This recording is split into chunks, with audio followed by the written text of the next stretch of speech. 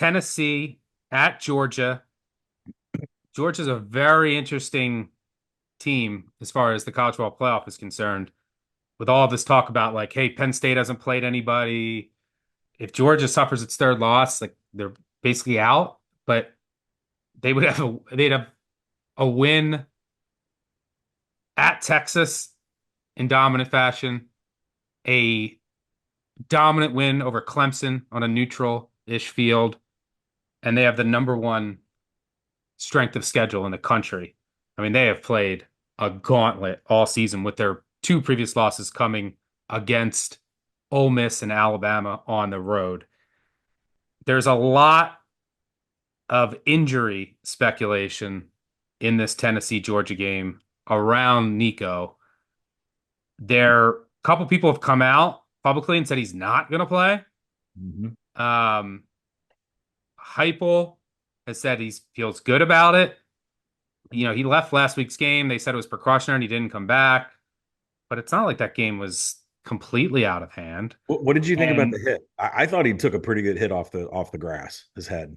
yeah, for sure. But Heupel also has an incentive to not disclose anything, right? And for the college football playoff rankings, for preparation for Georgia preparing, but we just don't know. And there's some people saying, I'm hearing some people say he's going to be out. I hear some people say that they don't know yet. I hear some other people say that they think he's going to play. I don't know. If he doesn't play, and he hasn't been great, this offense is it's been broken all season. If he doesn't play, you're down to a senior, fifth year senior walk on who transferred in from UCF because he was familiar with Heupel's system in Gaston Moore. Nico's been pretty bad, but that would be a drop off for sure. I played Georgia in this game. I laid 9. It's at 10 now. I wouldn't go any higher than that. But I why so the Georgia offense, I've been saying for weeks the Georgia offense is broken, just like Tennessee's. And it is. Their offensive line has injuries. Mhm. They can't really get their run game going. The wide receiver room, who they're throwing to, is just not as talented as we've seen in Georgia. Carson Beck looks like he's prime seeing ghosts Sam Darnold throughout the season. So the offense is bad. Why did I lay it with Georgia? Well, I think it's going to come down number one, the spot. So this is their season at home at night. Number two, the uncertainty at quarterback. But most importantly, it's the defense. I think that this defense is going to win this game for them. And ultimately, they're going to cover because of it. I think that they can hold Tennessee to 10 to 14 points, and I think they can get the 24. We've seen the peak of Georgia and this defense. This Tennessee offense, they can't run the ball anymore in league play. Their offensive line has issues. The wide receiver room has been underwhelming, and the quarterback play has not been great, and you might not get Nico here. And who knows how to shut down this Tennessee offense? Kirby Smart.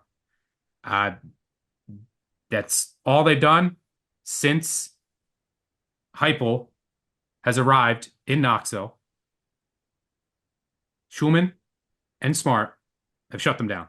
2021, 41-17 Georgia. 2022, 27-13 Georgia. Last year, 38-10 Georgia. Two of those games were in Knoxville. And some of those Tennessee offenses were much better than the current version that we see today. And you might have a backup quarterback in there. So I think this Georgia defense, how much more motivation does Georgia need? They already have 2 losses, coming off a bad loss at home against Tennessee. You're one spot out of the college football playoff after finishing, one spot out last year. I think this defense shows up. I think they shut down Tennessee. I think they win by double digits. And if you look, the strength of schedule disparity is massive in this game. Georgia, already talked about it. Number one, most difficult schedule in the country. Tennessee, outside the top 50. Who has Tennessee played? The one win that they can hang their hat on was Alabama at home, in an ugly one. It was clear Jalen Milroe was not 100%. Playing Alabama with a banged up Jalen Milroe is a completely different animal than the Alabama we saw out of the bye with a healthy Milrow.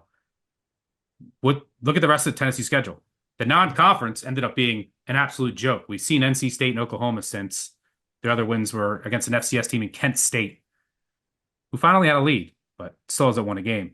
And then in conference play, their other games, they should have lost at Florida at home. Then they beat Mississippi State and then an injury-ravaged Kentucky team. They haven't met odds makers' expectations in any of those games. So back against the wall, Georgia at home, playoff line lives on the line. Kirby knows how to shut down this offense. Might not get Nico. For what it's worth, Kirby 32 and 18 against the spread, 64% against ranked opponents, 13 and 6 as a non-road favorite of a touchdown or more, covering by over 10 points per game. I like Georgia here.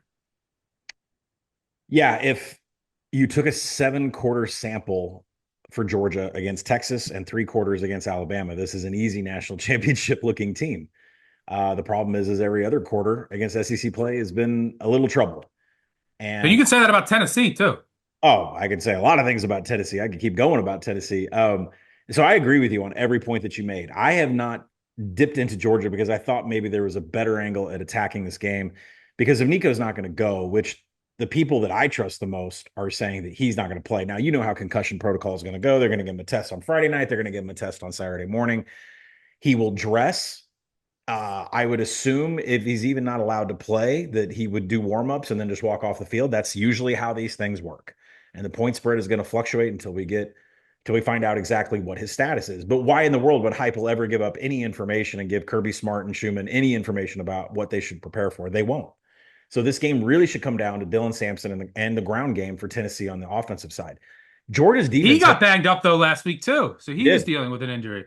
He did. And the other bad news is that Georgia dominates power run concepts. There's 66% success rate on defense against that, which Tennessee runs a lot of.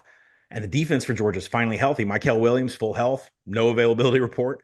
Linebacker Smell Munden got his first bit of action against Ole Miss after going out against week 5 with an injury to Alabama.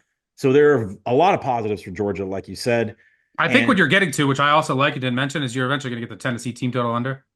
I do like the Tennessee team total under. I like that. Okay. I bet first half under Okay. because I still have issues with the Georgia offensive line.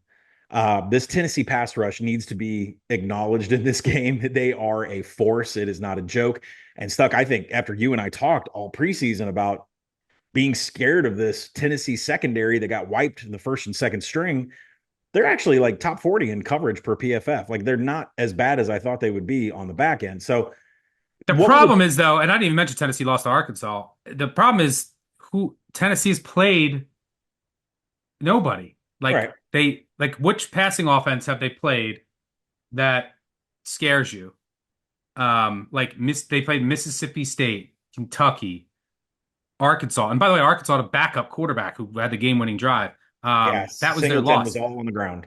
A banged up Alabama, a banged up Milrow. And then in non-conference, Oklahoma without all the receivers and that offensive line, NC State, like they haven't really played. So I do think that their secondary is vulnerable. But my concern is, can Georgia block? And Kirby came out and said like the guard situation is a disaster with all the injuries and Yeah. they're like running out of guards. It's not ideal. That's what could blow up this game is the Yes. Tennessee defensive line. Yeah. So the defensive line is going to, I think, have their way with this Georgia offensive line for a while. 37 of the 80 pressures on Carson Beck this season have come in the last 3 games. It is being cranked up on their schedule on the amount of pressures that Beck is seeing. Left tackle Ernest Green is fighting through injuries right now, sinking run and pass blocking grades. Right guard Xavier Trust has been an absolute disaster in a couple games from a grading perspective. Center Jared Wilson, uncharacteristically, has had some huge problems with pass blocking. Beck, over his last 12 quarters, 8 turnover worthy plays, 0 big time throws. He is not connecting the dots. And every time he gets pressure, it's a disaster. James Pierce, more than double any other Tennessee player in pressures, and he's third nationally in creating pressure from the edge. He gets a complimentary matchup against Georgia's left tackle. So I took first half under. I agree with you. I like Georgia. I think if the number was closer to a 7, I think the number is also important too, because I make this game 5.5 with Nico healthy and playing. I think it's already factored into the market that he's concussed and not playing. So I think if the number was a little bit lower, he'd be talked into it. But with the struggles Georgia offensive line has and what Carson Beck has done with pressure, I'm just going to opt for a first half under, and I'll look for a live spot on the dogs. Yeah, I'm just trusting the defense. I'm trusting Smart, um, and I'm trusting the spot here. Yeah, that the offensive line. I mean, Green, he's dealing with like a groin issue, so that's why his production has dipped a bit. It's so that's the matchup to watch. But I also think the Georgia defensive line is going to dominate Yep. this Tennessee offensive line. Um, but yeah, there's going to They be a always lot do. of different opinions in this game, so I wouldn't be surprised, like you said, that the line keeps fluctuating, and then you add in the uncertainty of Nico with different rumors out there, and there will be updates. But Georgia, we've seen their peak, but then we've seen a pretty big sample size of them looking underwhelming, but they played the number one strength of schedule. Tennessee has not looked great most of the year, and they've played a bad strength of schedule. You're going to have, there's not many great data points for Tennessee. So you're going to have some conflicting opinions especially for this time of the year, for two teams in the college football playoff. So you're going to have conflicting opinions. You don't really get, I don't think you would, most matchups of this caliber that you necessarily wouldn't have than we do here with all of those factors at play.